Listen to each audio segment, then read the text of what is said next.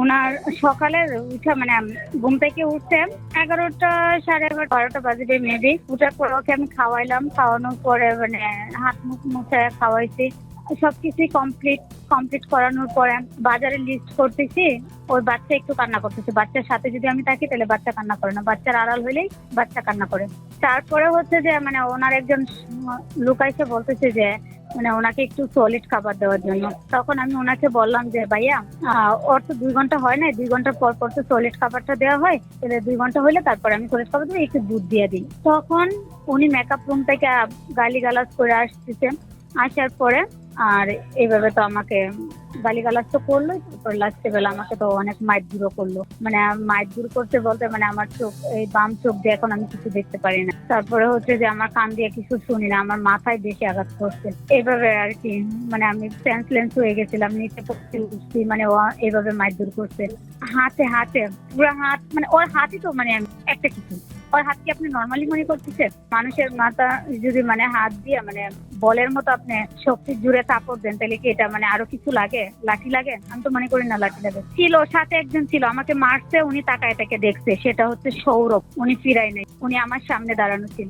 উনি ছিলেন, আমি ছিলাম, আর ওর পরি ছিল। এবেল আমার সাথে হয় নাই, তবে আরো মেয়েদের সাথে অ্যাভেলেবেল নাকি হয়েছে। ওনার মানে হচ্ছে মেয়েদের মানে 15 দিন 20 দিন রাইখা মেয়েদের সাথে খারাপ ব্যবহার করে চলে যায়, টাকা দেয় নাই। আমি আপনাদেরকে নাম্বার দিই, প্রয়োজনে জানতে পারেন। আমার ওনার পার্সোনালিটি নিয়ে কোনো কমপ্লেন নাই, ওনার পার্সোনালিটি ওনার বিষয়, সেটা নিয়ে না। উনি আমার গায়ে হাত তুলতে পারে নাই, উনি আমাকে এভাবে মারতে পারে নাই, এটা হচ্ছে আমার কমপ্লেন। উনি মানুষের সাথে বাজে ব্যবহার করে, আমার সাথে করছে, আরেকজনের সাথে করতেছে। হ্যাঁ, এটা ওনার অভ্যাস, মানে এটা তো মানে মানুষই দেখতেছে। ওনার ড্রাইভারে কমপ্লেন করতেছে, ওনার হাজার মানুষে কমপ্লেন করতেছে। যেমন আজকে আমি কমপ্লেন করলাম, দেয় না। ওইখানে থাকলে তো আমাকে ওরা মেরে ফেলতো। ওইখানে যদি আমি থাকতাম তাহলে মানে ওরা আমাকে মেরে ফেলতো, গুম করে ফেলতো, বলতো আমার ফ্যামিলিকে মেরে বলতো যে ও মারা গেছে। 999-এ ফোন দিয়ে আমি বেরোছি। যখন শুনছে যে 999-এ ফোন দিছি, পুলিশ বাসার নিচে আসতেছে, তখনই ওরা তাড়াহুড়া করে আমাকে বের করে দিচ্ছে। শেষ মুহূর্তে ওইটাই বলেছিল বাচ্চাকে তাড়াতাড়ি বের কর। ক্যামেরা স্পিকার আছে না, ওই স্পিকারে ডাইকে বলছে যে ওনার একটা কাজের মেয়ে আছে, যে বাচ্চারা তাড়াতাড়ি বের কর। মানে আমাকে বোরকা পরার মতো টাইমটা দেয় নাই, তাড়াতাড়ি ওনারা বের করছে। যে ওনার যে আরেকটা কাজের মেয়ে ছিল বৃষ্টি, ওই বৃষ্টি বের করছে, লক খুলে দিতে বলছে যে তাড়াতাড়ি যা। এরপরে আমি নিচে গিয়া গেটের বাইরে গিয়ে রিক্সায় বসছি, গেটের সামনে। আমি হাঁটতে পারতেছি না, রিক্সায় বসার পরে পুলিশ আসছে, পুলিশের সাথে কথা বলছি।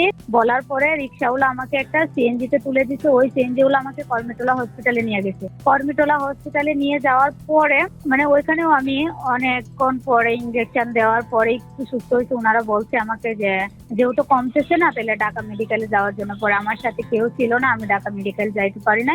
আর এখন বর্তমানের অবস্থা হচ্ছে যে আমার চোখ, এই যে বাম চোখ আছে, ওই চোখ দিয়ে দেখতে পারি না, মাথায় যন্ত্রণা অনেক, কান দিয়ে শুনি না, এই যে মাথায় থাপড়াইছে না।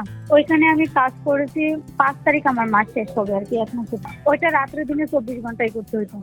উনি বলছে যে আমাকে শুধু বাচ্চার এজেন্সি আমাকে বলে দিতে শুধু বাচ্চার কাজ, হ্যাঁ বাচ্চার কাজের কথা বলে দিয়ে অনেক কাজ করাইছে।